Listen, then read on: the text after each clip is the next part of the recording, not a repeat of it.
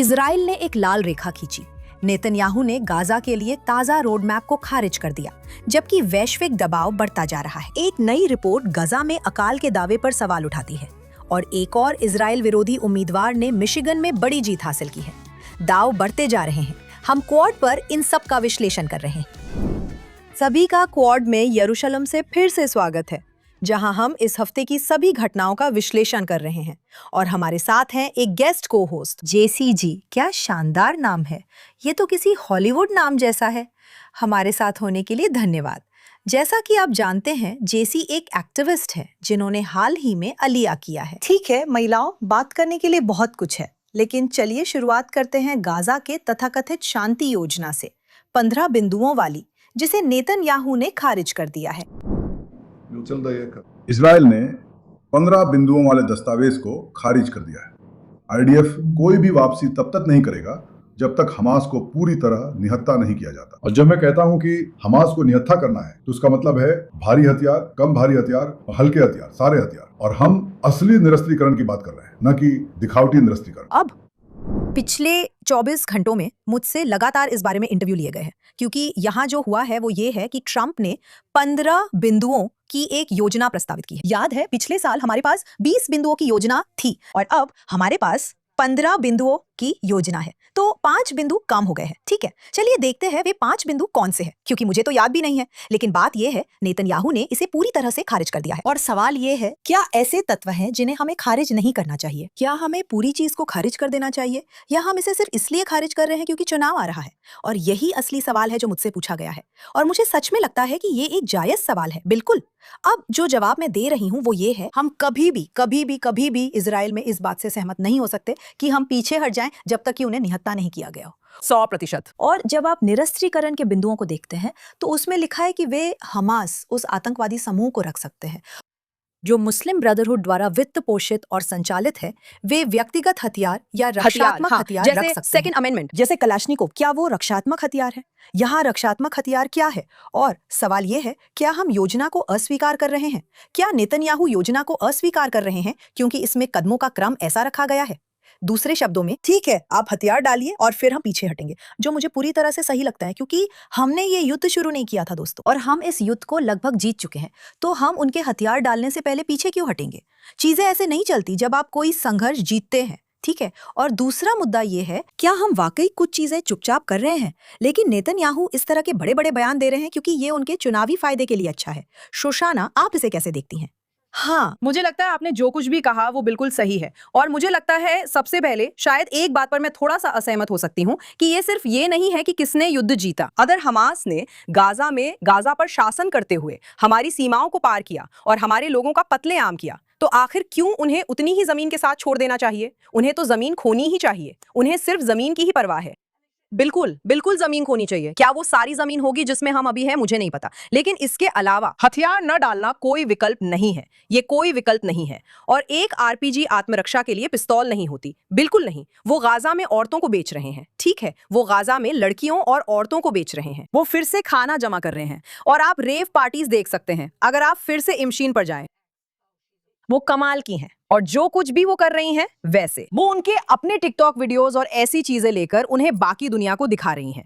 Gaza में party चल रही है, गाजा में आम मुझसे भी सस्ते मिल रहे हैं। तो पूरी बात ये है, आप जानते हैं, पश्चिम नहीं, प्रगतिशील, आप जानते हैं, सोशल डेमोक्रेट्स जो भी हैं, वो चले गए हैं। इराक नहीं, माफ कीजिए, कतर इस नैरेटिव के साथ पागल हो गया है कि अभी भी हम बच्चों को निशाना बना रहे हैं और अभी भी अकाल है और हमें उनसे हथियार नहीं छीनने चाहिए और हमें पीछे हट जाना चाहिए। तो मुझे लगता है कि नेतन्याहू का ये कहना सही है कि जब तक कोई हमास नहीं बचता जो हमें नुकसान पहुंचा सके, हम नहीं हटेंगे। मुझे लगता है ये सही है। और मुझे लगता है कि वो पर्दे के पीछे भी कुछ कर रहे हैं और वो दिखावा भी कर रहे हैं। मुझे लगता है ये सब सच है। मैं मानती हूँ कि ये सब सच हो सकता है, और मैं बार बार यही बात कहती हूँ, और ये लोगों को थोड़ा हैरान करता है, जब आप आक्रामक युद्ध शुरू करते हैं तो आप हार जाते हैं।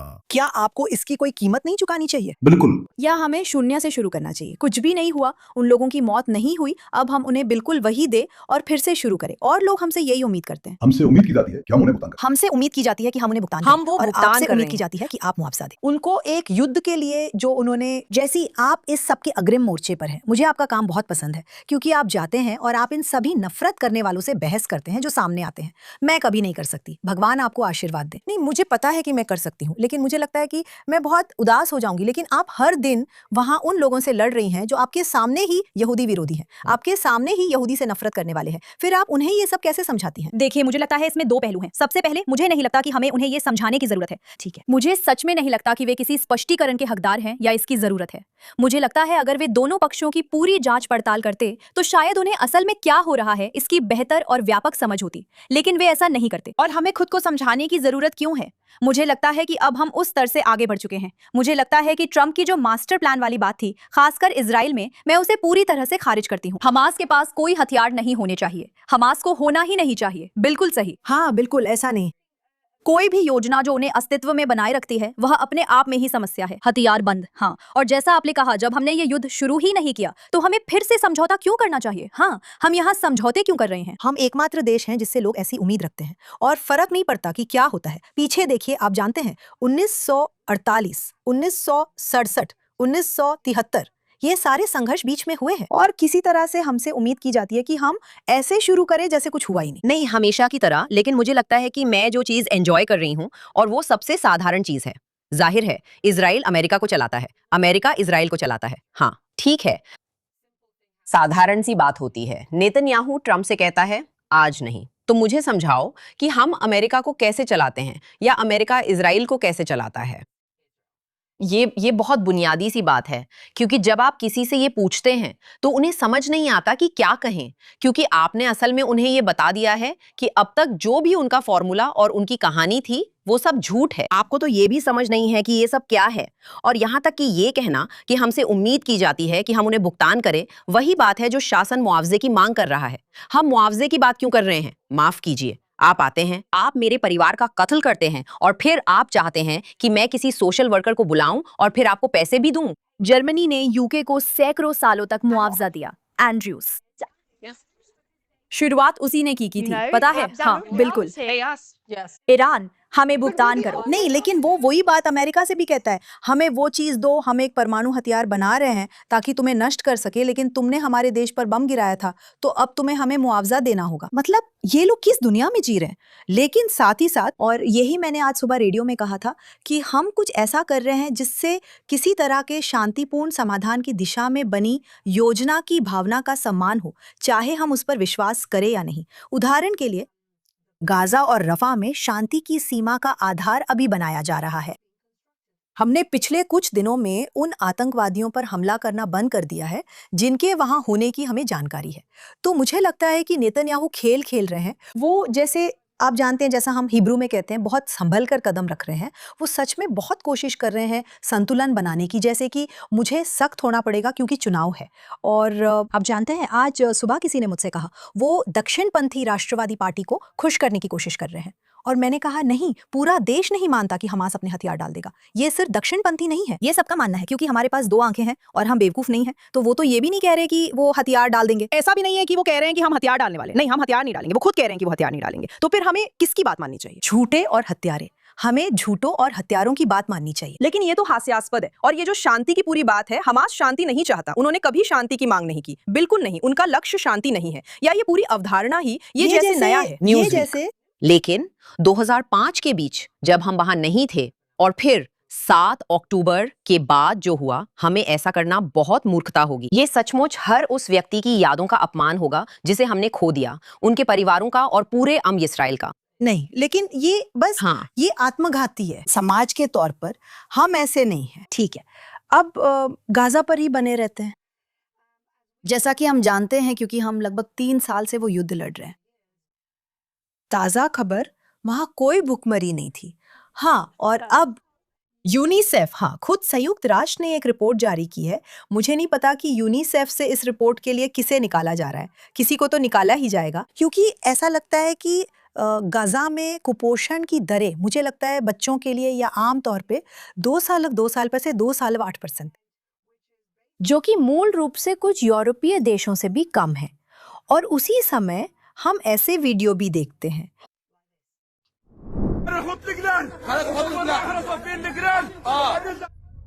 ये पहल करने वाले, ये पहल करने वाले, ये मुझे नहीं पता, मुझे बारिश के बारे में नहीं पता। लोगों की तस्वीर लो, लोगों की तस्वीर लो और उन्हें नाम दो, उन्हें मजबूर करो, उन्हें अपमानित करो। ये वही बच्चे हैं जिन पे तुम अत्याचार कर रहे हो, ये वही बच्चे हैं जिन पर तुम अत्याचार कर रहे हो, वे बचे हुए।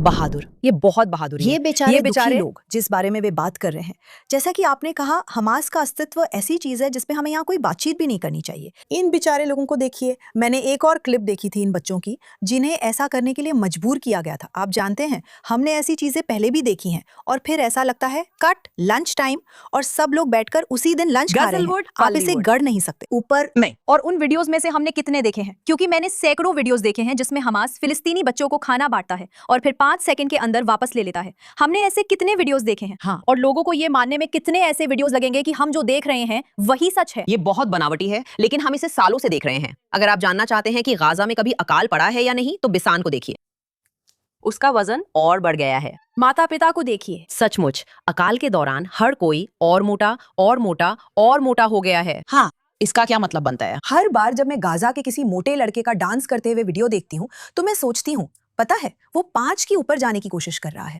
Natural Ozempic. खास तौर पर उन्हें अकाल से उबरने के लिए ओजेम्पिक चाहिए।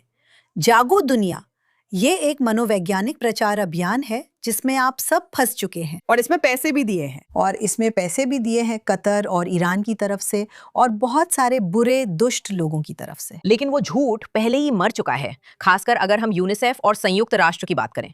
उन्होंने अफ्रीका में भी यही सब किया था। वो 90 के दशक की बात है। हर किसी ने अकाल की कहानी पर यकीन कर लिया था। तो अब आपने पूरी दुनिया को बता दिया है कि अकाल कैसा दिखता है। एक अफ्रीकी बच्चा जिसे क्वाशियोरकोर है और एक मक्खी जिसे एक्टर की तरह वहां रखा गया है। तो अब लोगों के दिमाग में वही छवि है और आप मुझे ये नहीं कह सकते कि कोई जो मुझसे 5 गुना बड़ा है वो अकाल से गुजर रहा है। क्या ये कोई भावनात्मक अकाल है? मुझे तो ऐसा नहीं लगता। शायद उन्हें ईटिंग डिसऑर्डर हो। बिल्कुल, ईटिंग डिसऑर्डर है, यही है असल में। नहीं, लेकिन सच में मजाक को छोड़ दे तो कोई कैसे उम्मीद कर सकता है कि कोई भी ऐसी किसी बात से सहमत होगा जिससे हमास का शासन बना रहे? हमें छोड़िए, इजराइल अपने ही लोगों के लिए और जो उन्होंने झेला है और कैसे उन्हें मोहरे की तरह इस्तेमाल किया गया है, तो इन लोगों के साथ किसी भी तरह का शांति समझौता करना, आप जानते हैं ये कैसा है? ये ईरान के आयतुल्लाहों के साथ शांति समझौता करने जैसा है। ये शांति नहीं लाएगा, वे अत्याचारी हैं। इस्लामवादियों के साथ शांति समझौता कभी भी असली शांति नहीं लाता। ये बस 5 साल की मोहलत होती है। 5 बिल्कुल साल की सही। युद्ध विराम, ये बस 5 साल की युद्ध विराम है। बिल्कुल सही। अरबी या शब्दकोश में शांति या स्थायी युद्ध विराम के लिए कोई शब्द नहीं है। बस एक अस्थायी युद्ध विराम होता है जिसे हुडना कहा जाता है। और एक और हुडना की बात करें, ईरान, ऐसा लगता है कि चीजें जैसे थम सी गई हैं। इस समय कोई बातचीत नहीं हो रही है, या कम से कम यही घोषणा है। लेकिन आप जानते हैं, जो लोग नहीं देख पा रहे हैं वो ये है कि धीरे धीरे आर्थिक रूप से ईरान का गला घोटा जा रहा है और शायद वास्तव में ये कोई बुरी रणनीति नहीं है। हाँ, शायद इसे इतना धमाकेदार होने की जरूरत नहीं है।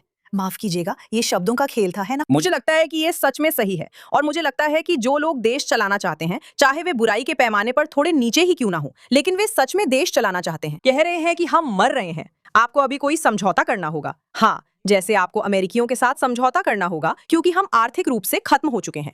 और आखिरकार अगर आप खा नहीं सकते तो आप जिहाद भी नहीं कर सकते। अच्छा तर्क है, हाँ, लेकिन जो बात मुझे यहाँ सबसे ज्यादा परेशान करती है वो है 2 दिन पहले जो हुआ, जिसमें तुर्की, पाकिस्तान और सऊदी अरब शामिल है। हमें आपसे बहुत उम्मीदें थी। उन्होंने किसी तरह के रक्षा समझौते पर हस्ताक्षर किए हैं। अब तुर्की नेटो का सदस्य है, तो अब आप एक और समूह के लोगों के साथ रक्षा समझौते पर हस्ताक्षर कर रहे हैं। और सोचिए क्या हुआ, पाकिस्तानी विदेश मंत्री को ये कहने में 24 घंटे भी नहीं लगे कि इजराइल का अस्तित्व नहीं होना चाहिए। और मैं सभी को याद दिलाना चाहती हूँ, गाजा की बात करते हुए, कि तुर्की गाजा में तथाकथित सीमा शांति बोर्ड में बैठा है और उन्होंने अभी अभी उस देश के साथ समझौता किया है जो ये घोषणा कर रहा है कि हमारा अस्तित्व नहीं होना चाहिए। नहीं, तुर्की एक ट्रोजन हॉर्स है। मैं नहीं मानती तुर्की हमारा दोस्त नहीं है, तुर्की हमारा सहयोगी नहीं है, वो बहुत लंबे समय से नहीं है। और मैं उनके किसी भी सकारात्मक शब्द पर विश्वास नहीं करती। अब वे मुस्लिम ब्रदरहुड का स्वीकार्य चेहरा बन गए हैं और वे नेटो में है, हम क्या करें? वे केंद्र में हैं। वे सचमुच अभी केंद्र में हैं। मेरा मतलब है, हम कतर के बारे में बात कर रहे थे, लेकिन अब जब उन्हें बाहर निकलना पड़ा है तो वे सब तुर्की में हैं। वही उनका केंद्र है और सब कुछ वहीं है। नहीं, इसकी चिंता मत करो, इसकी चिंता मत करो। तुर्की ठीक है, तुर्की ठीक है। खैर, शायद साइप्रस के लोगों से पूछो कि उत्तर में जहां कब्जा किया हुआ इलाका है वहां कैसा है। हम वहां के लोगों से पूछते हैं जिन्हें इस तरह के कड़े नियंत्रण का सामना करना पड़ता है। हम तुम्हें बताएंगे कि तुम कौन हो। मैं तुम्हें रोक कर रखूंगी और जब तक तुम नियमों के मुताबिक चलोगे सब कुछ ठीक रहेगा। या आर्मीनियाई लोगों का नरसंहार किया गया था। फिर उसके बारे में पूरी तरह से झूठ बोलना, लेकिन एक पर्दे के पीछे जैसे कुछ हुआ ही नहीं। सबको भूल जाना चाहिए कि क्या हुआ था। वो इसे छुपा भी नहीं रहे हैं, वो तो ऑटोमन साम्राज्य को फिर से जीवित करने की कोशिश कर रहे हैं। हाँ, एर्डोगान ने कहा था, आप जानते हैं, हम यरूशलेम को आजाद करेंगे, हम इसकी पुरानी शान बहाल करेंगे। हाँ। क्या उस्मानिया साम्राज्य? क्या आप यही कह रही हैं? आप चाहती हैं कि तुर्की फिर से इजराइल पर कब्जा कर ले? वे इसे छुपा नहीं रहे हैं। असल में जब उस्मानियों ने कुछ 100 सालों तक इस देश पर शासन किया था, तब कोई भी गौरव नहीं था। उन्होंने सच में इसे बर्बाद कर दिया था। यहाँ सब कुछ अस्त व्यस्त था, ये वीरान था। ये ऐसी चीज थी जिस पर उनका बस तो था, लेकिन उन्हें इसकी कोई परवाह नहीं थी। ये तो तब हुआ जब यहाँ रहने वाले यहूदियों ने कहना शुरू किया कि हमें कुछ स्वायत्तता चाहिए, और 18वीं सदी में यहूदी यहाँ आने लगे। तब वे जागे और बोले, अब यहूदी इसे चाहते हैं, तो शायद हमें इसे अपने पास रखना चाहिए। असल में यही कहानी है। आप भी बस एक और दमनकारी शासन है। जो कोई भी इससे अलग सोचता है उसे पता ही नहीं है कि वो किस बारे में बात कर रहा है। मुझे ये बहुत चिंता की बात लगती है कि तुर्की और कतर व्यापक शांति प्रक्रिया का हिस्सा हैं। लोग इसे समझते नहीं हैं, और मैं अंदर से जानती हूँ कि गाजा में युवाओं, बच्चों को कट्टरपन से दूर करने के लिए शिक्षा पर बहुत अच्छा काम किया गया है, और इसके भीतर से ही विरोध आ रहा है। तो इस 15 सूत्रीय योजना के लिए क्या उम्मीद बचती है जब आपके पास वही लोग हैं जो उसी समिति में चुपचाप या कभी-कभी खुलकर जिहाद की बात करते हैं? लेकिन क्या सऊदी दोनों तरफ रहना चाहता है ताकि वो दोनों ओर रह सके? क्या वे ये देखने के लिए खेल रहे हैं कि अगर कुछ भी गलत होता है तो वे किस ओर जा सकते हैं? मुझे लगता है कि सऊदी शायद संयुक्त राज्य अमेरिका को सजा दे रहा है। खाड़ी में ये भावना है कि युद्ध के दौरान अमेरिका उन्हें बचाने नहीं आया। हालांकि युद्ध की शुरुआत अमेरिका ने, आप जानते हैं, इजराइल के साथ मिलकर की थी, और इसलिए ऐसी भावना है कि आपने हमारा साथ नहीं दिया तो अब हम दूसरे दोस्त ढूंढेंगे। फेलिक्स, ऐसी भावना है। 2 हफ्ते पहले ही ये घोषणा की गई थी कि संयुक्त राज्य अमेरिका सऊदी अरब को नागरिक परमाणु सुविधाएं बनाने में मदद करेगा। तो मुझे लगता है आप सही कह रहे हैं। मुझे लगता है वे अपने विकल्प सुरक्षित रखने की कोशिश कर रहे हैं। वैसे यही तो कतर सालों से कर रहा है, और सऊदी, हमें लगा था कि आप बेहतर हैं। मैं एक वैकल्पिक दृष्टिकोण देने जा रही हूँ। बोलिए। कुल मिलाकर मुझे लगता है कि ये रक्षा समझौता खराब है। हाँ, लेकिन इसका एक पहलू है जो अच्छा हो सकता है। ठीक है, ये एक रक्षा समझौता है, तो अगर कोई सऊदी अरब पर हमला करता है तो पाकिस्तान और तुर्की को हस्तक्षेप करना और मदद करना अनिवार्य है। सही है। इस समय सऊदी अरब पर कौन हमला कर रहा है? ईरान। तो क्या हुआ? शायद वे हमला करना बंद कर देंगे अगर ये। बिल्कुल सही बात है। ये एक निवारक हो सकता है, या यह भी हो सकता है कि वे हमला करना बंद न करें और पाकिस्तान और तुर्की को हस्तक्षेप करना पड़े। मैं वो देखना चाहूंगी। ये कोई टैक्स नहीं है। मैं जरूर चाहूंगी IRGC। मेरा मेरा मतलब मतलब है ये एक अच्छा नजरिया है, लेकिन फिर भी ये वही बात है जो मैं कह रही हूँ कि सऊदी लोगों को लगा कि अमेरिका को अपना दोस्त बनाना उनके लिए कोई निवारक नहीं था। शायद ये इस्लामिक रिपब्लिक के लिए एक उकसावा था। शायद यही वजह है कि वे इसे रोकने के लिए ऐसा कर रहे हैं। क्या ये काम करेगा या नहीं, ये तो हम देखेंगे। शायद ईरानी उन पर हमला करना बंद कर दे। वे हम पर हमला नहीं कर रहे, वे नहीं बस करते। इतना यही ही। वजह थी। यही निवारक शक्ति होती है। ठीक है, अब चलते हैं संयुक्त राज्य अमेरिका की ओर, जहां एक धीमा, बहुत ही धीमा आक्रमण हो रहा है। सच कहूं तो इतना धीमा भी नहीं। डेमोक्रेटिक सोशलिस्ट ऑफ अमेरिका द्वारा, जो मूल रूप से इस्लामिस्ट पार्टी है, जो कुछ मीले बालों वाले पर्यावरण प्रेमियों के साथ मिल गई है जिन्हें ज्यादा जानकारी नहीं है। तो हमारे पास मिशिगन में एक उम्मीदवार है जिनका नाम अब्दुल रहमान मोहम्मद अल सैयद है। किसी ने वास्तव में किसी को उनकी असली पहचान देने के लिए आलोचना की थी। उन्होंने कहा था श्रीमान। बराक हुसैन। ओबामा ने अपने पूरे नाम पर जोर दिया था। तो फिर इस आदमी के साथ ऐसा क्यों नहीं? ठीक है, और इस आदमी ने अभी अभी जीत हासिल की है, और जाहिर है वो एक इस्लामिस्ट है। उसे अपना पैसा केयर से मिला, जो एक संगठन है जिसका संबंध हमास से है। उसके ससुर, उसके पिता, ये सब इसमें शामिल है। उसके दोस्त हसन पिकर और वे लोग हैं जो 11 सितंबर जैसी तमाम चीजों का समर्थन करते हैं। लेकिन ये आदमी दिखावा करना चाहता है कि वो यहूदियों को पसंद करता है या जानता है, और उसने ये कहा, मैं खास तौर पर उस मुद्दे पर बात करना चाहता हूं जिस पर इस चुनाव में ध्यान केंद्रित किया गया है। मेरे यहूदी अमेरिकी भाइयों और बहनों, इस अभियान की सबसे अविस्मरणीय यादों में से एक सेडर भोज में आपके साथ भोजन करने का मौका रहा है। आपके साथ यहूदी प्रार्थनालय में प्रार्थना करने का मौका। गले लगाना और आपके द्वारा गले लगाया जाना। अब क्या? जानू, मुझे नहीं पता कि तुम्हें क्या कहूँ या कैसे कहूँ, लेकिन किसी भी यहूदी के पास रोटी नहीं होती है। तुमने पहले क्या कहा था? मुझे लगता है कि अब्दुल, हम आपको यही कैंपस के प्रांगण में आमंत्रित करना चाहेंगे। हम आपको रमजान के दौरान खाने पर बुलाना चाहेंगे। हाँ, हम नाश्ता करेंगे जेराट। रमजान, क्योंकि ये उतना ही हास्यास्पद है जितना कि आपने अभी कहा है। शायद वो ममदानी था। हाँ, हो सकता है, शायद वही था। हो सकता है। ये सरासर दिखावटी प्रतिनिधित्व है। ये बहुत गुस्सा दिलाने वाला है क्योंकि शायद वो एक यहूदी को जानता है जो ऐसा है। ठीक है, हम नीले लाएंगे। बालों मैंने वाली। उससे ऐसा हाँ, नहीं कहा था। वो क्या बोल रही है? शायद उसने लंच में BLT खाया होगा। ₹1 दोस्तों, जैसे मैं ऐसे वीडियोस देखती हूँ जिन पर मुझे यकीन नहीं होता कि वो मिशिगन से हैं। मुझे उस चीज का नाम भूल गया है जहां लोग सड़कों पर चलते हैं और थप्पड़ मारते हैं और औरतों के ऊपर पूरी तरह से पर्दे होते हैं। लड़कियों के ऊपर ये पर्दे होते हैं और मैं बस ऐसी हूँ।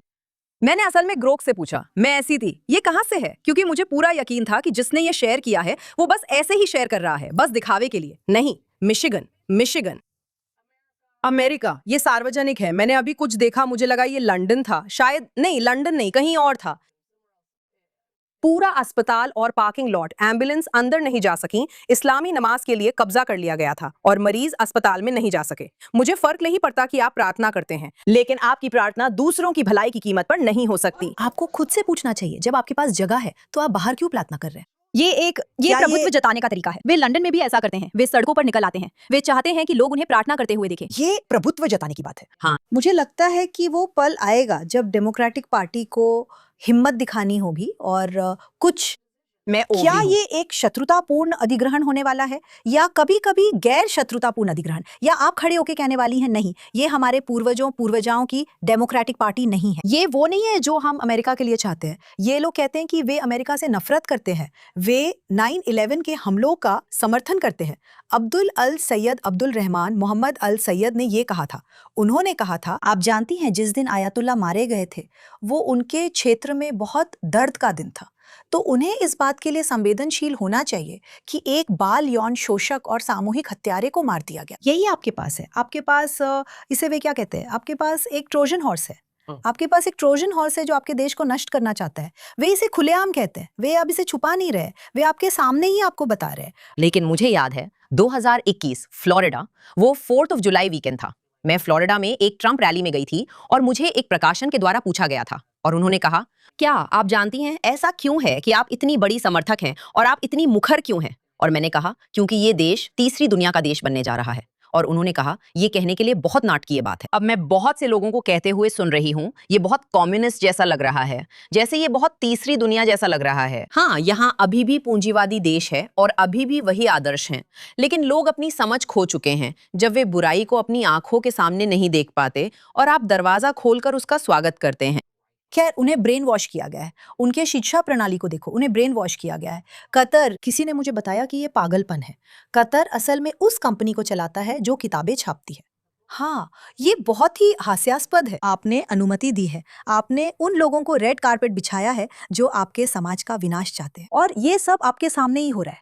अब सवाल ये है, क्या इसका मतलब ये है कि क्योंकि ये आदमी जीत गया, अब रिपब्लिकन के जीतने की संभावना कहीं ज्यादा है? ऐसे में ये ट्रंप के हाउस जीतने या हारने के बीच का फर्क हो सकता है। तो आप जानते हैं, ये गमसुलतावा हो सकता है, आखिर में सब अच्छा हो सकता है, लेकिन ये बहुत बड़ा जुआ है। ये बहुत बड़ा जुआ है और मुझे लगता है लोग बहुत जल्दी ईरान में रेड ग्रीन गठबंधन को भूल गए हैं। ईरान 1979 में, हाँ, इस्लामिस्टों ने अभी राजनीतिक पार्टियों में घुसपैठ कर ली है। उन्होंने लंदन में ग्रीन पार्टी के साथ भी ऐसा किया है। ये एक साथ भयावह भी है और हास्यास्पद भी। हाँ, अब वे डेमोक्रेट्स के साथ भी ऐसा कर रहे हैं, लेकिन वे भूल रहे हैं कि ईरान में इस्लामिस्टों ने सोशलिस्टों के साथ मिलकर काम किया था। नीले बालों वाले वामपंथी, डिओड्रेंट से बचने वाले, सेप्टम पियर्सिंग और बहुत बालों वाले लोग, वे सब एक साथ मिल गए थे। इस्लामिस्टों ने सभी सोशलिस्टों को मार डाला। उन्होंने ऐसा ही किया, उन्हें कैद बस किया और ये फिर मार बस डाला। कुछ समय की बात है। इसमें बस थोड़ा समय लगेगा, लेकिन जो मुझे माफ कीजिए, मैं ये कहना चाहती हूँ कि मुझे ये देखना अच्छा लगता है क्योंकि ये मेरे लिए डरावना है, लेकिन ये लगभग ऐसा है जैसे सालों पहले मेरा कोई मानसिक दौरा नहीं हुआ था। ये कुछ ऐसा था जो, क्योंकि अगर आपने इसे कई बार होते हुए देखा है और कैसे डेमोक्रेटिक पार्टी ने विविधता, समानता और समावेशन का इस्तेमाल किया है और लोगों को ब्रेन वॉश किया है, तो मैं बहुत बहुत अपमानजनक हूँ। हाँ, लेकिन अगर आप रंग बदलते रहते हैं और लोगों से कहते रीदर, अगर आप इसमें और ज्यादा बुरे लोगों को शामिल करते हैं, अगर आप इसमें और ज्यादा अश्वेत लोगों को शामिल करते हैं, अगर आप एक महिला हैं तो आप ये हैं, अगर आप एक बच्चा हैं, अगर आप उन आदर्शों को लगातार आगे बढ़ाते रहते हैं और जैसे ही आप कहते हैं हाँ लेकिन इस व्यक्ति की योग्यता क्या है, तो ऐसा लगता है, तो आप सोचते हैं कि सिर्फ इसलिए कि व्यक्ति ऐसा दिखता है या वे मुस्लिम हैं तो इसका मतलब है कि आप इस्लामोफोबिक हैं। नहीं भाई, कुछ तो गड़बड़ है आपके साथ। ये डरावना है क्योंकि अमेरिका अभी भी सबसे बड़ी महाशक्ति है। ये वही देश है जो पश्चिम के यहूदी ईसाई मूल्यों, स्वतंत्रता और उदार लोकतंत्र को आगे बढ़ाता है। और इस सड़न को एक कैंसर की तरह देखना जो कुछ संस्थाओं को अपनी पकड़ में ले रही है, ये आज़ाद दुनिया के लिए बहुत डरावना है। हमने देखा है कि यूरोप में क्या हो रहा है। अब जानते हैं, मुझे सच में लगता है कि आने वाले चुनावों में यूरोप में एक बहुत बड़ा विरोध देखने को मिलेगा। हमारे पास फ्रांस का चुनाव आने वाला है। उम्मीद है कि ब्रिटेन में भी चुनाव होंगे। मुझे नहीं पता कि वे इंतजार करेंगे या नहीं, लेकिन मेरा मतलब है चुनाव अब जितनी जल्दी हो जाए सच में उतना अच्छा है। मैं ये जरूर कहूंगी कि मैंने खासकर अश्वेत ईसाइयों से बहुत विरोध देखा है। हाँ। बहुत बार जब वो कहते हैं ठीक है, मैं इनमें से किसी भी चीज का समर्थन नहीं करता, ये हम लोगों की पहचान नहीं है, ये हमारे देश की पहचान नहीं है, ये आगे बढ़ने का तरीका नहीं है, ये नहीं है। हाँ, ये बहुत ज्यादा है। हाँ, ये थोड़ा ज्यादा हो गया। हाँ, ऐसा इसलिए हो रहा है क्योंकि अब लोग खुद जाकर पता लगाने लगे हैं कि असल में क्या हो रहा है। लोग अब कुरान भी खोलने लगे हैं और सच में शुरू कर रहे हैं। हाँ, एक मुस्लिम आदमी था जिसने कहा, आप जानते हैं इस्लाम शांति का धर्म नहीं है। उसने सच में ये बात जोर से कही और वो कह रहा था, हम ऐसा नहीं सोचते कि वे सब बेवकूफ है। उनमें से कुछ लोग कुरान खोल सकते हैं और पढ़ सकते हैं और वो ठीक ठीक वही बताने लगता है जिसके बारे में वो बात कर रहा है। और वो बात मेरी तरफ से नहीं आ रही है, मैं किसी के धर्म के खिलाफ ऐसा नहीं कह रही हूँ, मैं जो कह रही हूँ वो ये है कि लोग अब अपनी आंखें खोल रहे हैं और खुद रिसर्च कर रहे हैं। और पहली बार एक यहूदी होने के नाते मैं बहुत खुश हूँ कि मैं चुप रह सकती हूँ और लोगों को देख सकती हूँ। और क्योंकि आप जानते हैं यहूदी ईसाई मूल्य अमेरिका की नींव है, लेकिन ये बहुत हद तक एक ईसाई, ये इससे अलग नहीं हो सकता। बहुत सारे ईसाई भी सामने आ रहे हैं, यहाँ तक कि लंदन में भी सड़कों पर निकल रहे हैं और कह रहे हैं अगर आप ऐसा कर सकते हैं तो मैं भी लाउड स्पीकर पर यीशु मसीह के बारे में प्रचार करना शुरू कर दूंगा। और उन्हें गिरफ्तार किया जा रहा है। मेरी दोस्त हेलेयाज रेवरेंड, उन्होंने मुझे बताया कि यूके में बाइबल की खरीदारी दोगुनी हो गई है। और इसीलिए आप सही कह रही हैं, इससे वही होता है और यही बात बिल्कुल हम देखने वाले हैं। लेकिन इस खुशी के मौके पर और यहाँ काउंटर रेवोल्यूशन का इंतजार करते हुए हम अपने सबसे पसंदीदा सेगमेंट पर चलते हैं, जो है हफ्ते का सबसे घटिया इंसान। जैसी मैं हूँ। आप, भले ही आप पूरा दिन ऑनलाइन घटिया लोगों से निपटती रहती है, मैं करती हूँ। तो इस हफ्ते का तुम्हारा सबसे घटिया इंसान कौन है प्रिया? मेरे इस हफ्ते की सबसे घटिया इंसान आयशा खान अजीज हैं और शायद लोग नहीं जानते कि वो कौन है। भगवान का शुक्र है, वो वही इंसान है जिन्होंने हाल ही में ऑक्सफोर्ड यूनियन की बहसों में ओपनिंग स्टेटमेंट दिया था, जिसमें यह बहस हो रही थी कि क्या पश्चिम को इस्लाम को लेकर सशंकित होना चाहिए। वो ये तर्क दे रही थी कि पश्चिम को इस्लाम पर शक नहीं करना चाहिए। और फिर उन्होंने टॉमी रॉबिन्सन से कहा कि वो खुशकिस्मत हैं कि वहां सुरक्षा दी गई है टॉमी रॉबिन्सन की सुरक्षा के लिए, क्योंकि अगर उनके पास ऐसी सुरक्षा नहीं होती तो वो कोट अनकोट खत्म हो जाते। स्टीफन यैक्सली लेनिन, जिन्हें उनके हुर्दंगी टॉमी रॉबिन्सन के नाम से जानते हैं। स्टीफन, आज रात तुम्हारे खिलाफ बाहर भीड़ दंगा कर रही है और एक मुस्लिम फिलिस्तीनी अध्यक्ष और ज्यादातर दक्षिण एशियाई कार्यकारी समिति की सुरक्षा और उदारता के बिना तुम सचमुच खत्म हो जाते।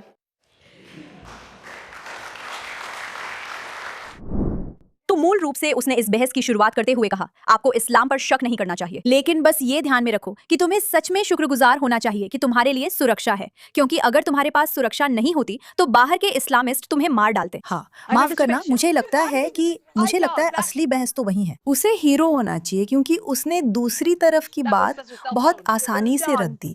रुको, और वही क्लिप वायरल हो गई थी। शरिया कानून, तुम जानती हो, उसने कह दिया, बस वही है। तुम यहाँ हमारी दया की वजह मैं से पागल बनना चाहती लूना, हूँ। आभारी रहो। आभारी रहो। मैं इतनी ज्यादा घबरा गई थी, मुझे लगा मुझे एन्यूराइज्म हो रहा है। जैसे कि क्या तुमने वो सुना? मुझे लगता है कि उसे सच में हो रहा था। उसे समझ ही नहीं आया कि वो क्या सोच रही थी। उसे समझ आ गया कि उसने क्या कहा था। साफ तौर पर वो पैसे हो चुके हैं।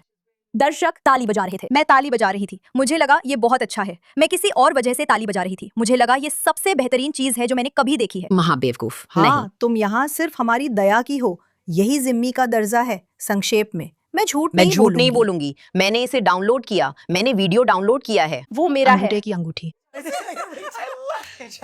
हाँ, सदी का सबसे बड़ा आत्मगोल, लेकिन बहुत शानदार वापसी थी जैसी। धन्यवाद। सबसे अच्छा। ओ माय, ठीक है। अब मेरा घटिया शख्स। मेरे पास डिग्री है, मैं मजाक में ही कर रही। पर्यावरण अध्ययन में। तुम्हारे पास नहीं है। मेरे पास है सच में। Rutgers university new Jersey. मेरे पास पर्यावरण अध्ययन में डिग्री है। मैं पर्यावरण को बचाना चाहती थी ग्रेटा के पैदा होने से पहले, और मेरा हमेशा से सपना था कि मैं सच में उस क्षेत्र में काम करूं, नदियों को साफ करूं, जंगलों को वापस लाऊं और धरती को बच्चों के लिए उससे बेहतर बनाऊं जैसी हमें विरासत में मिली थी। मैं एक अंतरिक्ष यात्री भी बनना चाहती थी, लेकिन मेरी हाइट बहुत कम है, तो वो सपना मुझे छोड़ना पड़ा। लेकिन मेरा कहना यह है कि मैं पर्यावरण के क्षेत्र में रही हूं और उस पर काम किया है, और मैंने ग्रीन पीस के लिए प्रचार किया था। न्यूयॉर्क में दरवाजे दरवाजे जाकर दस्तक दी थी और हस्ताक्षर मांगे थे। तो मेरे लिए व्यक्तिगत रूप से ये बहुत दुखद है कि इस हफ्ते मेरा कमीना ग्रीन पीस यूके है, क्योंकि ग्रीन पीस यूके, जिसे जीवाश्म ईंधन और ब्रांड्स और स्पेन में जलने वाली चीजों से निपटना चाहिए, और इसका दोष यहूदियों पर नहीं डालना चाहिए, बल्कि इस तथ्य से निपटना चाहिए कि जलवायु परिवर्तन सच है और हम इसके लिए क्या कर सकते हैं। यही तुम्हारा असली काम है। लेकिन इसके बजाय तुम्हें इस तरह की बातें कहना अच्छा लगता है। बीबीसी की एक जांच ने पुष्टि की है, और वैसे भी हमने अच्छी एआई इमेजरी के साथ देखा है कि इजरायली स्नाइपर्स ने जानबूझकर फिलिस्तीनी बच्चों को सिर या छाती में गोली मारकर उनकी हत्या की है। स्लाइड्स पर स्लाइड्स दिखाकर इजराइल को बदनाम करने से नजरें मत फेरो। ग्रीन पीस यूके, आप असल में कर क्या रहे हैं? सुनिए, ये आपका क्षेत्र नहीं है, और इसलिए मेरे जैसे लोग जो आपके पैदा होने से भी दशकों पहले से इसके लिए वकालत कर रहे हैं, कहीं जाने के लिए हमारे पास कोई जगह नहीं बची है, क्योंकि आपने खुद को उन नीले बालों वाले पागलों के हवाले कर दिया है, जिन्हें यह भी नहीं पता कि वे लड़का हैं या लड़की, या दोनों, या फिर कुत्ता। और ये बहुत ही विनाशकारी है, क्योंकि आप, जिन्हें अपने दाताओं के पैसे का इस्तेमाल चीजों को बेहतर बनाने के लिए करना चाहिए था, असल में हम सबको बर्बाद कर रहे हैं। आमीन, नहीं, बात यह है कि मैं बहुत गुस्से में हूं। वो भी उसी तरह है, वो बेवकूफ, वो कई बार घटिया इंसान रहा है। जैक घास उगती है। वो खेल, वो आदमी जिसने औरतों से कहा कि उनके स्तन बड़े हो सकते हैं। बिल्कुल। हाँ, ये बहुत ही दुखद स्थिति है कि ऐसा हुआ है। ये दिमाग की सड़न है और परजीवी मानसिकता है, और वही सब कुछ है जिसके बारे में गैट साथ बात करता है। अब हम रह गए हैं एक शानदार कमीना। धन्यवाद बेल्लामी। इस हफ्ते तुम्हारा कमीना कौन है? मेरा कमीना बर्गर किंग की एक प्यारी सी महिला है, जिसे फ्री फिलिस्तीन कहने पर नौकरी से निकाल दिया गया, और उसका नाम है एरियाना हैमिल्टन। तो वो फ्री फिलिस्तीन कहती है और पूरी एक कहानी बना लेती है। और उसके अनुसार जो हुआ वो ये था कि वो उसे उकसा नहीं रही थी, वो बस वहां थी, और ऐसा हुआ कि उसने अपना मेगेन डेविड का चिन्ह दिखाया और कहा, मैं इजराइल से हूं। तो हमें क्लिप्स दिखाओ। मुझे यकीन है बर्गर किंग ने रिकॉर्डिंग की होगी। बिल्कुल, हमें असली फुटेज दिखाओ कि वहां क्या हुआ था। 1, 2, हमेशा की तरह मुझे एक अच्छा गोफंडमी बहुत पसंद है। इसके विपरीत कॉर्नेल का वो बेवकूफ। कॉर्नेल के उस बेवकूफ के विपरीत, माफ करना दोस्त, तुम एक गोरे आदमी हो, तुम DEI वाले बॉक्स टिक नहीं करते। तो उसने एक GoFundMe शुरू किया और कहा कि ये खर्चों को कवर करने के लिए है। अगर वो तकनीकी रूप से न्यूनतम वेतन पर थी जब ये शुरू हुआ, तो उसे $1,40,000 की जरूरत क्यों थी? मैंने कुछ दिनों तक इस पर ध्यान नहीं दिया था। अब वो $2.5 लाख जुटा रही है, और उसके पास पहले ही $2,33,960 इकट्ठा हो चुके हैं, वो भी एक हफ्ते से कम समय में। लेकिन इसमें दान कौन करता है? मतलब सच में ये कौन लोग हैं जो ऐसा करते हैं? जिनके लिए वो बोल रही है वो दूसरी तरफ के लोग हैं, और वो खुशी खुशी कहेंगे, लीजिए ये रहा, लीजिए ये रहा। क्यों? आप उसे नस्लवादी नहीं कह सकते। हाँ, क्योंकि वो काली है। जी हाँ। आप उसे वो भी नहीं कह सकते जो वो असल में है, एक धोखेबाज, जिसने दुर्भाग्यवश हर एक DEI का फायदा उठाया, हर बॉक्स टिक किया, और वो ऐसी इंसान है, एक काली महिला के तौर पर। ओपरा को मत भूलिए, लेकिन एक काली महिला के तौर पर वो सच में सबसे नीचे है। उसे सबकी मदद से ऊपर लाना पड़ता है। उसे आप जानते हैं सहारा देना पड़ता है। वो तरस की पात्र है जिसे सबकी सहानुभूति चाहिए, जबकि मैंने ये सब होते हुए देखा था। मैंने सच में इसे आते हुए देखा था। अब आप जा सकते हैं। बहुत सी ब्राउन महिलाएं हैं जो कह रही हैं मैं एक फिलिस्तीनी हूं, और फिर अपने काम पर ऐसी हरकतें कर रही हैं ताकि उन्हें नौकरी से निकाला जा सके। बिल्कुल सही, ऐसा होता है। मुझे याद है 80 और 90 के दशक में, आप जानते हैं मैं एक वकील हूँ। मेरे पिता मुझसे कहते थे, जानते हो अमेरिका में लोग गाड़ियों के आगे कूद जाते हैं ताकि मुआवजा ले सके, है ना? क्या हो रहा है? ये इसका नया वर्जन है। हाँ। जानती हो, एंटी सेमाइट बनो, नौकरी से निकाल दिए जाओ और फिर जाओ और एक गोफंडमी पेज खोलो क्योंकि अब तुम पीड़ित हो। हाँ, तुम पीड़ित हो। नहीं, मैं कितनी बेवकूफ थी। सालों पहले जब मैंने सब कुछ खो दिया था, मैंने तुम्हें फोन किया था और मुझे याद है मैंने तुमसे कहा था मैंने सब कुछ खो दिया है, मैं एक बेघर शेल्टर में हूँ, और मैंने कहा था मैं गोफंडमी शुरू नहीं करूंगी। और तुमने कहा तुम क्या कह रही हो? मैंने कहा मैं गोफंडमी शुरू नहीं करने वाली, क्योंकि फिर ये पूरी तरह से मेरे संदेश को उस बात से हटा देगा जिसके बारे में मैं बात कर रही हूँ। मेरा काम एक एक्टिविस्ट होना है और इजराइल के बारे में बोलते रहना है और एक गर्वित यहूदी बनी रहना है। सब कुछ अपने आप ठीक हो जाएगा। मुझे मानसिक रूप से खुद से कहना पड़ा मैं आखिर सोच भी क्या रही हूँ। और तुम्हें इसलिए नौकरी से निकाला गया क्योंकि तुम यहूदी थी और क्योंकि तुम सक्रिय थी। सबसे पहले इसी वजह से तुम्हें निकाला गया। और तुमने जाके इन वाइकेरियस समझो इसे पैर तुमने अभी किया। लेकिन मुझे इस बात से कोई आपत्ति नहीं है कि हम फिलिस्तीन समर्थक होने का नाटक करें और ऐसा करें, बहुत सारा पैसा कमाएं और उस विचार के लिए दान कर दें। मैं अभी भी अपने $7,000 का इंतजार कर रही हूँ। सच में, शायद सच पैसे में? बीच में ही कहीं खो गए होंगे। अगर हमें हर बार मुंह खोलने पे $7,000 मिलते तो हम करोड़पति होते। ठीक है, वो वाकई एक घटिया इंसान है और दुर्भाग्य से हाल ही में हमारे साथ ऐसे कई लोग हुए हैं। ये जैसे किसी प्लेबुक की तरह है। हाँ, कॉर्नेल वाला लड़का, एक और लड़का था, खैर जो भी हो, अब मुझसे और बर्दाश्त नहीं होता। ठीक है, मेरा इस हफ्ते का कमीना है आयरिश सरकार। अब आयरिश सरकार कुछ समय से कमीनी रही है और ये मत भूलिए कि वे एक ऐसी सरकार या देश हैं जिन्होंने द्वितीय विश्व युद्ध के दौरान मित्र देशों का साथ नहीं दिया था। हाँ दोस्तों, ये एक कम ज्ञात तथ्य है कि उन्होंने मित्र देशों का साथ नहीं दिया था। वे तथाकथित तटस्थ रहे। कुछ लोगों ने तो यहाँ तक कहा कि वे नाजियों के लिए भी काम कर रहे थे, लेकिन मैं उस बारे में बात नहीं करूंगी। लेकिन आयरिश सरकार काफी दयनीय और यहूदी विरोधी रही है।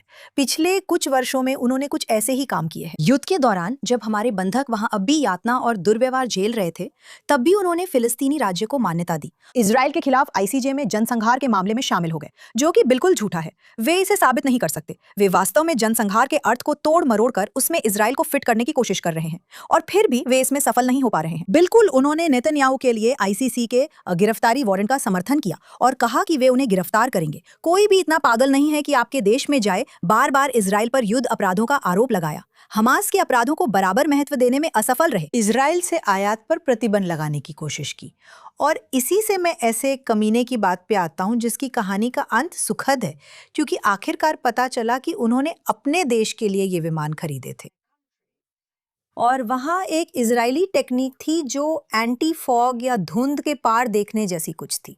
मैं टेक्नोलॉजी की जानकार नहीं हूँ और उन्होंने कहा नहीं, हम उन विमानों में इजरायली टेक्निक नहीं चाहते जिन्हें हम खरीद रहे हैं, और इसलिए उन्हें वो टेक्निक नहीं मिली। और सोचिए क्या हुआ, नहीं, अब वे धुंध में लैंड नहीं कर सकते। और मुझे ये बहुत अच्छा लगता है, मुझे बहुत अच्छा लगता है जब किसी घटिया इंसान को उसकी सजा मिलती है, और इसी वजह से मैं इसे सुखद अंत वाला घटिया इंसान कहती हूँ, क्योंकि आखिरकार सुखद अंत हमारे लिए है, जो आपको बार बार बताते रहते हैं कि आप आतंकवादियों का साथ दे रहे हैं, आप हत्यारों का साथ दे रहे हैं, आप उन लोगों का साथ दे रहे हैं जो शांति नहीं चाहते। आप एक बार फिर इतिहास के सही पक्ष के साथ नहीं हैं, और इसलिए आयरिश सरकार आप इस हफ्ते के लिए मेरी नजर में सबसे घटिया है। मैंने वो पढ़ा और मुझे दोबारा पढ़ना पड़ा। मैं सोच रही थी क्या आप मजाक कर रहे हैं? नहीं, मुझे वो तकनीक मत दो जो मुझे ज्यादा सुरक्षित बना सकती है। ये इजरायली है, मुझे नहीं चाहिए। मैं ठीक रहूंगी। हाँ, ठीक है। पत्ता गोभी और गिनीज शायद आपकी मदद कर सकते हैं। आलू जो ड्रिप से पानी दिए जाते हैं मिस्टर एबट, वैसे नहीं, लेकिन विडंबना ये है कि उनके पास दूसरी चीजों में इजरायली टेक्निक है। बिल्कुल, उनके पास है।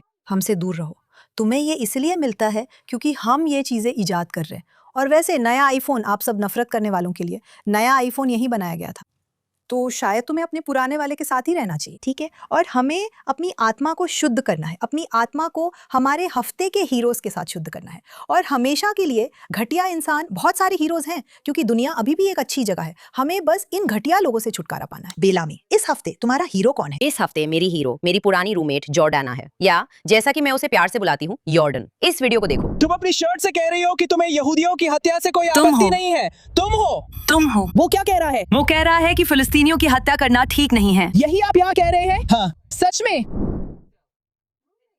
ये वायरल हो रहा है, सचमुच वायरल हो रहा है। ये उसका वीडियो है। और ऑस्ट्रिया में माउथहाउजेन में कॉन्सेंट्रेशन कैंप्स में, और वो वहां घूम रही है। और जब मैंने पहली बार ये सुना तो मैंने कहा, क्या मैं कुछ गलत सुन रही हूँ? मैं इस आवाज को जानती हूँ, मैं इस आवाज को जानती हूँ। और मैंने सोचा, रुको, मैं इसे उसकी पेज पर देख रही हूँ। वो वहां थी। उसने मुझे बताया भी नहीं कि वो जा रही है, और मुझे उस पर बहुत गर्व हुआ कि उसने ऐसा किया, लेकिन मैं उसका दर्द महसूस कर सकती थी। वो असल में एक वकील है। वो ट्रेडमार्क लेटर के लिए वकील है और बहुत अच्छा परिवार है। पति, मेरा मतलब है उसके पिता इजरायली हैं। जैसे उसकी माँ अमेरिकन है, लेकिन वे यहूदी हैं। लेकिन उसके पिता बहुत इजरायली थे। जैसे उन्होंने ये सुनिश्चित किया कि वो उन्हें ऐसे पाले कि वे हिब्रू बोलना सीखें और बहुत गर्वित साइनिस्ट बने। लेकिन वो न्यूयॉर्क में रहती है। गोबा गोल्बेसेदा अपनी जिंदगी शानदार तरीके से जीती है। और जिस बात ने मुझे बहुत गर्वित किया और मैं रोने लगी, क्योंकि मुझे लगा कि मैं उसकी आवाज में दर्द सुन सकती हूँ। मैं सुन सकती थी। क्योंकि कुछ ऐसा किया गया था जो जानबूझकर किया गया था। हाँ। और उनके लिए जो दलाल मुगाबी नाम तक नहीं जानते।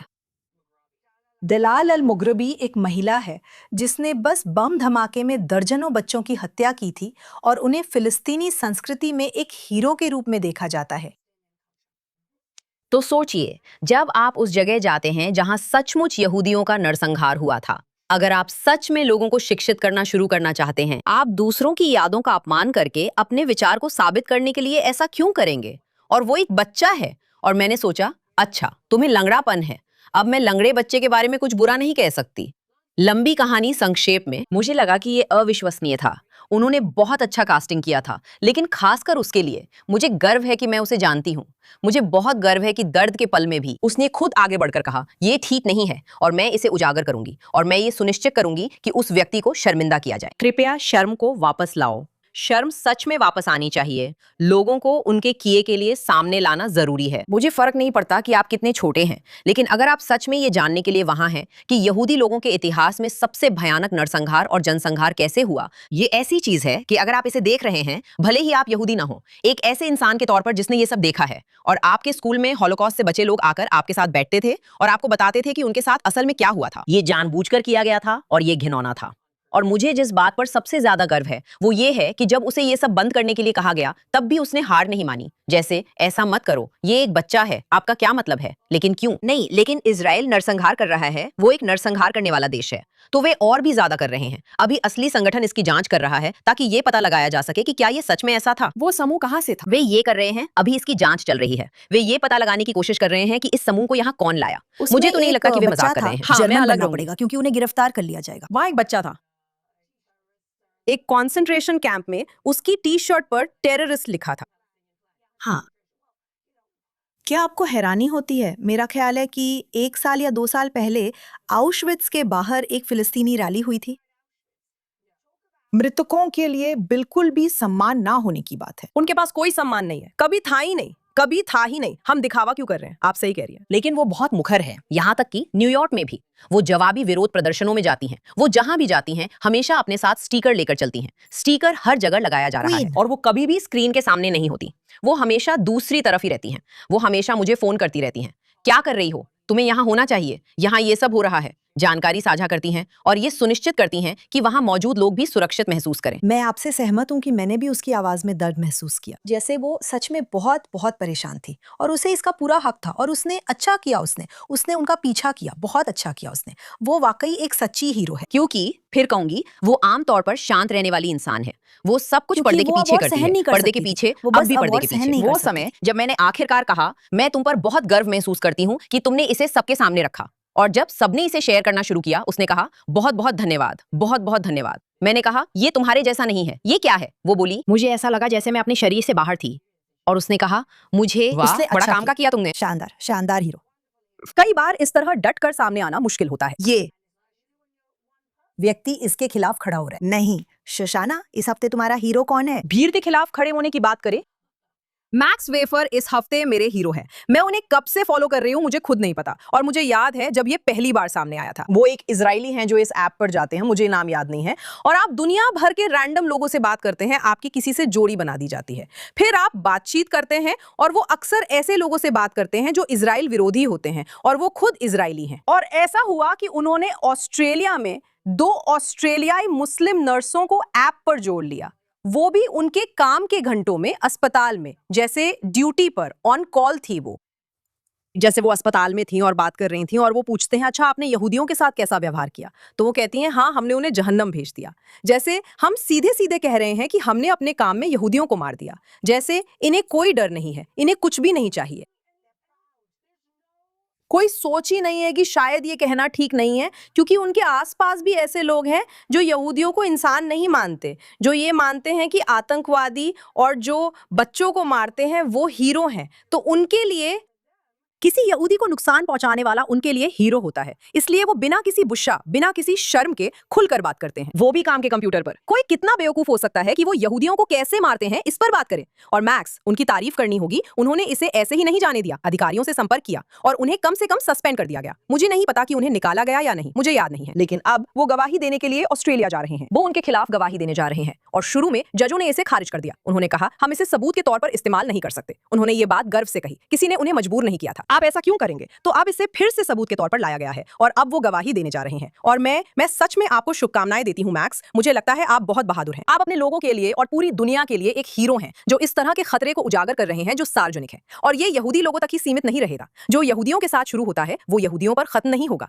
ऐसे लोगों से कोई भी सुरक्षित नहीं है जो सोचते हैं कि ये ठीक है कि वे अपना, आप जानती हैं, मेडिकल नौकरियां, उनके मेडिकल पद छीन लेना और लोगों को नुकसान पहुंचाना, ये बहुत डरावना है। तो आपका बहुत बहुत धन्यवाद कि आपने आवाज उठाई, और हम आपको ऑस्ट्रेलिया में ढेर सारी शुभकामनाएं देते हैं। हाँ, उसके लिए ये आसान काश नहीं हम होगा। जा ये सकते। लड़की है, देखो उसके लिए ये आसान नहीं होने वाला है। और मुझे बस आपको ये बताने दीजिए कि आप जानते हैं बॉन्डी बीच के बाद यहूदी विरोधी भावना को लेकर पूरी जांच चल रही है, आयोग, और ये और भी बुरा होता जा रहा है। और जितनी ज्यादा गवाही मिल रही है, एक गवाही थी कि असली मरीजों को छोड़ दिया गया, एक महिला जिसे जबरदस्ती गर्भपात करवाया गया।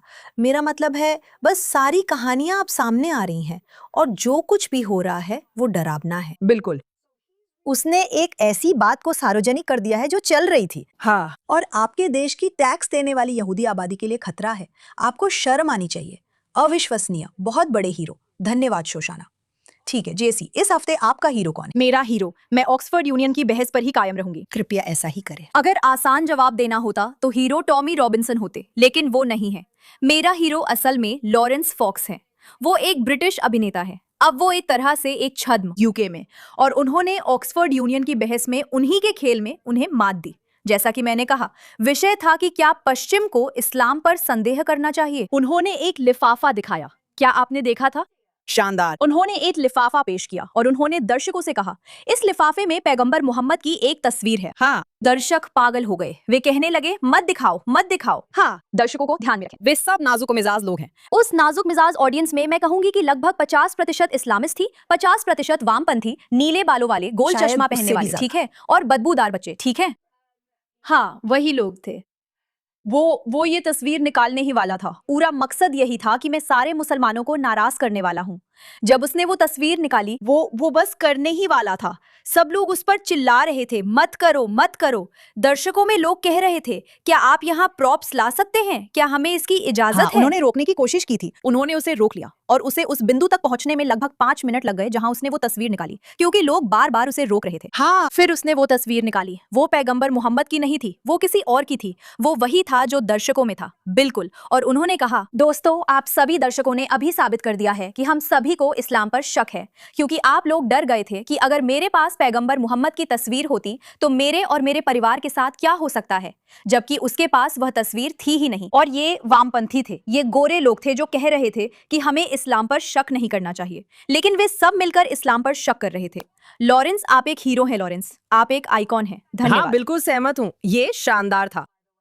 उनके और जाहिर है हमारे अच्छे दोस्त जॉनथन सोसाडोटी के बीच। वाह, टॉमी जो भी शानदार थे, लेकिन उन्होंने इसे साबित किया। और वो बेवकूफ, तुम्हारा हफ्ते का सबसे घटिया इंसान, उसने तो और भी ज्यादा साबित कर दिया। ये तो एकदम पक्का था। और वे हार गए। और कौन हारा? हम साफ तौर पर बिल्कुल लेकिन ज्यादा नहीं, है ना? ज्यादा नहीं। नहीं, जो कि अरे बहुत हमने अच्छा है। कभी नहीं जीता। ऐसा ये कभी इस होने बात का वाला सवाल नहीं था। है कि तना भ्रम है वो दर्शकों में थी। दर्शकों की वजह से। और वैसे भी वे दर्शकों का चयन करते हैं। बिल्कुल। वे दर्शकों का चयन करते हैं, क्योंकि जब पिछले साल मोसाब और आपके यूसुफ हद्दाद के साथ बहस हुई थी, जब वो हुआ, मैं कुछ यहूदी बच्चों को जानती थी जो वहां जाना चाहते थे और उन्हें जाने नहीं दिया गया क्योंकि उन्होंने दर्शकों का चयन किया था। वो जो यूनियन डिबेट के अध्यक्ष हैं। बिल्कुल, ये क्या हो रहा है, क्या हो रहा है? एक आक्रमण हो रहा है। पतन। पश्चिम, ठीक है। इस हफ्ते मेरे हीरो, मुझे लगता है कि वो पहले भी हमारे हीरो रह चुके हैं, लेकिन मुझे लगता है कि वो इसके हकदार हैं। डेमोक्रेटिक पार्टी में बचे हुए कुछ समझदार लोगों में से एक है जिनका नाम जॉन फेटरमैन है, जो युद्ध की शुरुआत से ही बिल्कुल शांत और अडिग रहे हैं। जब से उन्होंने 7 अक्टूबर की भयावह नरसंहार देखी थी, वो जहां भी हों, वो हमेशा इजराइल के साथ रहे हैं और वो इसे लगातार कहते रहते हैं। तो एक हफ्ते पहले एक बहुत ही मजेदार वायरल वीडियो आया था, क्या आपने देखा? इनमें से एक ड्रॉप साइट मीडिया का, जो कि कतरी और कम्युनिस्ट संस्थाओं में से एक है, वे उनका पीछा कर रहे हैं। आप जानते हैं, उनसे इजराइल के बारे में पूछ रहे हैं और वो ऐसे हैं। मुझे बहुत अच्छा लगता है जब इजराइल हमास के आतंकवादियों को मारता है। क्या आपको अच्छा नहीं लगता जब आतंकवादी, और आप एक ऐसे भयानक मीडिया ग्रुप में हैं जिसे हमास बहुत पसंद है, आपको हमास पसंद है ना? उन्होंने उस आदमी को बोलने का मौका ही नहीं दिया। जैसा कि मैंने कहा, वो बिल्कुल शांत रहते हैं, उन्हें अच्छी तरह पता है कि वे कहाँ खड़े हैं। और फिर इस हफ्ते मजे की बात है, उनकी एक इंटरव्यू होती है जॉन स्टीवर्ट के साथ, जिनका असली नाम मुझे लगता है जॉन लिबोविच या कुछ ऐसा है। और जॉन स्टीवर्ट लगातार सवाल कर रहे हैं, इजराइल ही आपकी रेड लाइन क्यों है? क्यों जॉन स्टीवर्ट? क्योंकि उनके पास दिमाग है और उन्हें तुम्हारी तरह ब्रेन वॉश नहीं किया गया है। और वो बार बार उन्हें बताते हैं कि यहूदी होना और इजराइल 2 अलग अलग बातें हैं। और जॉन फेटरमैन फिर से बिल्कुल भी नहीं हिलते। विडंबना और दुख की बात है कि हमारे जैसे लोग देखें और कहें, जॉन स्टीवर्ट ही असली यहूदी है, और वही गैर यहूदी है जो यहूदी विरोधी नफरत की ब्रेन वॉशिंग के खिलाफ आवाज उठा रहा है, जो अब खुद को एंटी जायोनिज्म और एंटी इजराइल के रूप में पेश करती है। नहीं, यहूदी होना, इजरायली होना और इजराइल समर्थक होना 2 अलग अलग बातें नहीं दोस्त। 92% यहूदी जायोनिस्ट है, क्योंकि हम आत्मघाती नहीं है, क्योंकि हम जानते हैं कि ये हमारी पैतृक भूमि है और हमें आत्मनिर्णय का अधिकार है, जैसे दुनिया के हर दूसरे देश को है, जैसे 55 मुस्लिम देशों को है। तुम्हें क्या हो गया है जॉन स्टीवर्ट लेबर का पिट्ठू? जॉन फेटरमैन, आप एक हीरो हैं। आप वही हैं जहां डेमोक्रेटिक पार्टी को होना चाहिए। जो समझदारी कभी डेमोक्रेटिक पार्टी का हिस्सा थी, वो अब चली गई है। और आप आखिरी इंसान हैं जो उस झंडे को थामे हुए हैं। और आप ये कहते हैं कि इजराइल मेरी रेड लाइन है, क्योंकि इजराइल ही रेड लाइन है। आपके पास जो समझदारी है और जो पागलपन है, उसके बीच में यही फर्क है। जहां आपकी पार्टी में बाकी सब लोग और जो इजराइल के खिलाफ हैं, वो पागलपन, ब्रेन वॉशिंग और आत्मघाती सहानुभूति है। तो भगवान आपका भला करे जॉन फेटरमैन, हम सब आपको यहाँ प्यार करते हैं। आप हमारे इस हफ्ते के हीरो हैं। हाँ, हर बार, हाँ, मैं आपसे सहमत हूँ। इससे मुझे गर्व महसूस होता है। ठीक वैसे ही, लेकिन जानते हैं सबसे बुरी बात क्या है? कि आपके पास जॉन फेटरमैन जैसे लोग हैं।